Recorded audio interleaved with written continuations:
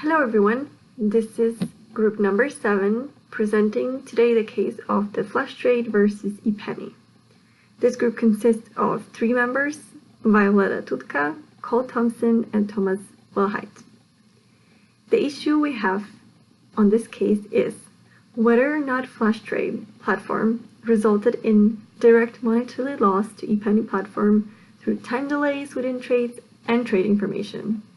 Additionally, second issue is whether or not flash trade platform acted in accordance within the guidelines set forth in the service level agreement with ePenny. We have based our reasoning on 2 laws.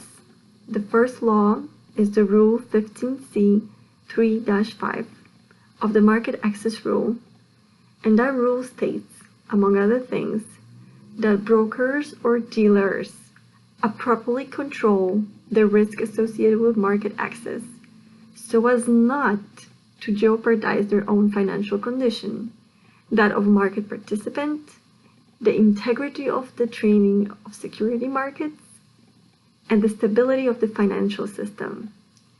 What it basically means that brokers and dealers are responsible to establish minimum requirements in regards to documentation of risk management controls, risk management procedures, making sure they're in place, and making sure that any potential risk are mitigated and prevented by having proper controls set in place.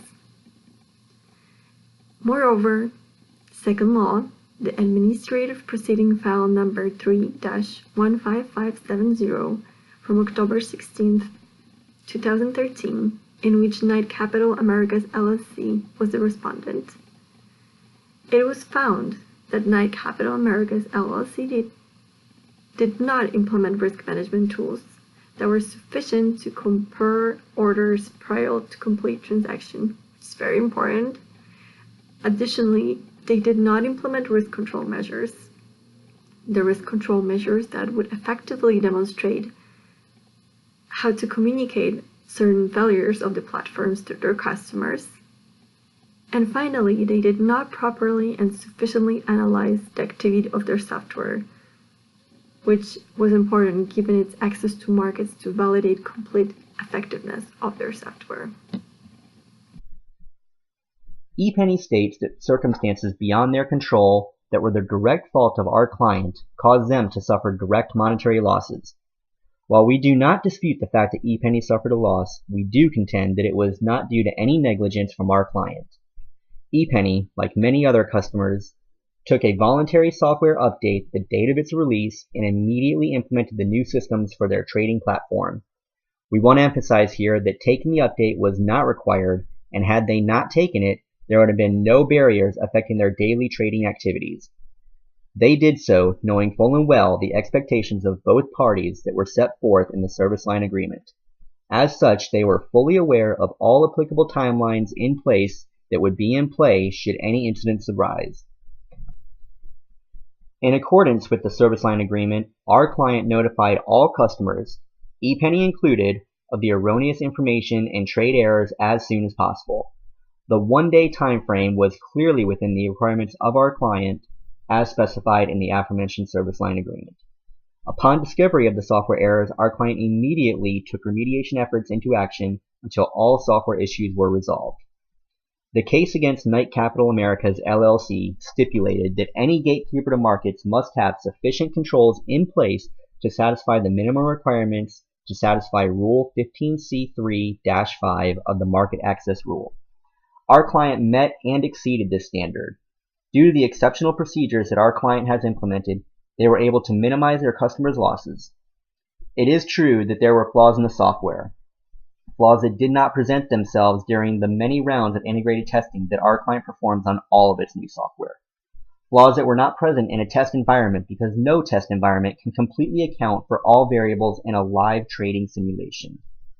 Tests are isolated simulations that are not impacted by uncontrollable external factors.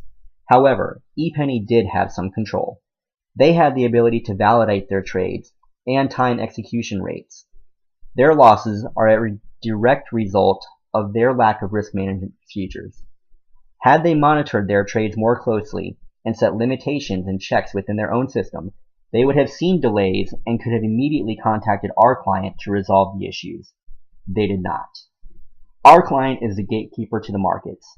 Their well-documented, thorough risk management controls were able to minimize the impact due to the software update release. But being a responsible gatekeeper only goes so far. Responsibility and having sufficient protocols can never alleviate all risk. Our client, as well as their customers, are very much aware of this. Sufficient risk management protocols will never remove all risk. As a team, we came together to get all of the assignments completed. Now, that's not saying that we did not struggle during each one of the stages of the team projects, because not one of us had a better understanding of the work or the assignments that were needed. However, we still worked together to make sure that we had the assignments done. Now, one of the hardest things for us was that we were only able to communicate via email. Typically, this doesn't work well in a team project, but we made it work, and each member of the team was able to effectively communicate while we were going through that. Each team member that was active had a responsibility in each one of the assignments. We all took the proposition to work with each other to get the job done. There might have been times where one or two might have felt like they were doing most of the work, but we all worked together to make sure that assignment was complete. The only issue that we had as a team was a non-responding team member. Other than that, there were no issues that came up that had to be worked through outside of what we already mentioned about the conflicting schedules. One of the things that we have taken away from these projects is to make sure that we read contracts and understand who is liable for what and to what extent.